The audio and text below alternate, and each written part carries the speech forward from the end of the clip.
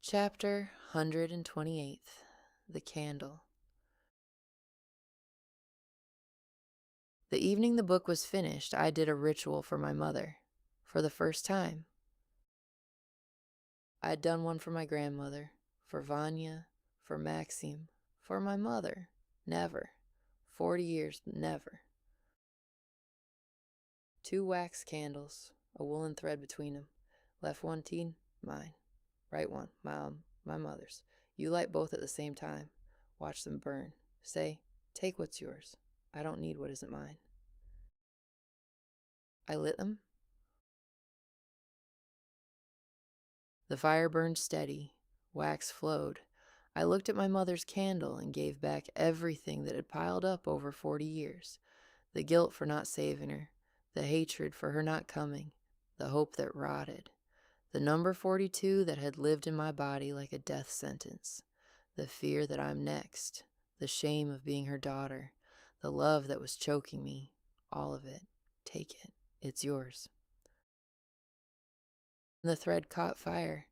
I waited for the candles to burn down to the end, like always. They went out. Both, at once. When a third had burned, and yes, the thread flared and blew out the flame, my mother's candle went dark. Mine too? 2. 2/3 of the candle left untouched. 2/3 of a life. Looks a lot like 42.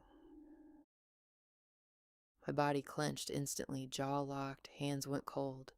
Inside a ready-made conclusion, familiar, automatic, the one I'd been falling into my whole life without noticing the fall. So it's true, so it's a curse, so it'll all end the way grandmother said. Before I would have fallen in, completely, wouldn't even have noticed. But this time I noticed. Not the thought, any myself inside the thought. As if for the first time I saw the mechanism from the outside, not from within. Here's the candle. Here's the fear. Here's the conclusion already formed. And here, me, separate from the conclusion, one breath away. A pause, small, almost invisible. 100 times I'd been told, you don't have to believe your thoughts. In therapy, in books, in groups, every time it sounded like a joke. A thought comes, and you're already inside it. It doesn't feel like aversion. It feels like truth. There's no distance, there's no pause. Just, this is how it is. Period. But here a pause appeared. I didn't argue with the thought, didn't try to prove it wrong. I simply chose not to believe it. We went out together, but I'll light mine again. I picked up the candle, brought a match, lit it, and said out loud, I buried my mother. There she is. There's the coffin. Goodbye. Hatred, rage, grief, loss, sorrow, sadness, loneliness, and longing. It all burns.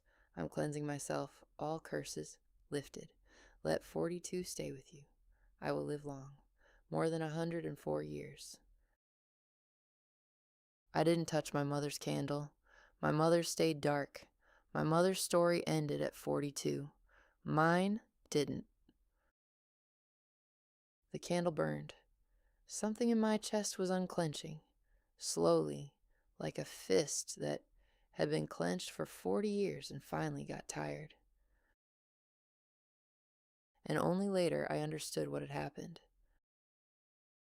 Between the candle that went out and the match I brought to it, there was a gap, a second that fit a choice inside it.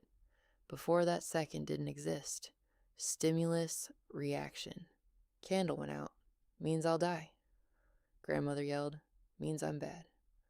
Vanya went silent. Means he'll leave. Artem screamed. Means I'm like my mother. A whole life, without pause, without a gap, without a choice. But here the gap appeared, and in it, me.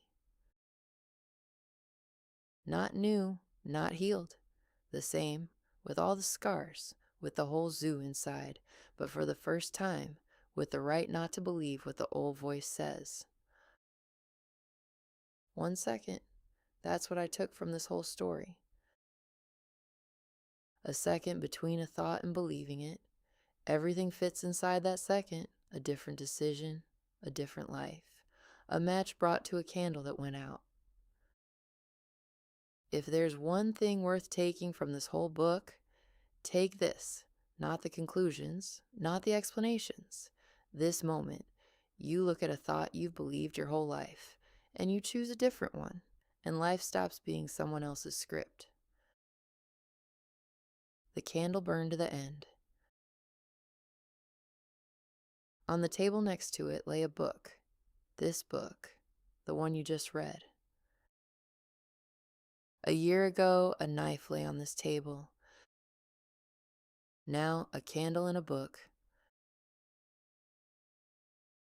Knife to candle to book. 3 objects, 3 states, 1 woman. The one who held the knife, the one who lit the candle, and the one who wrote.